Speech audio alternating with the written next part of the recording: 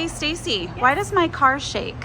Why does your car shake? Well, there's a couple different things that can cause that to happen. This vehicle here I'm going to show you. This is a brake rotor, this is the brake caliper, and inside the caliper are brake pads.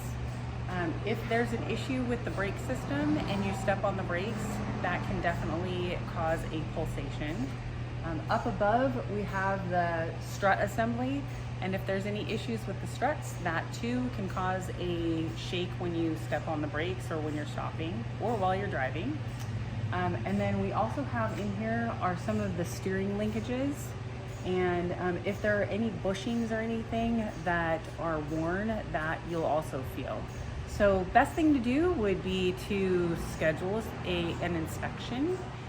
Here at Wayside Garage, I have ASE-certified technicians that are happy to make sure that your vehicle is safe on the road. Give us a call, 831-899-2425. Don't forget to like and subscribe to our channel for more tips.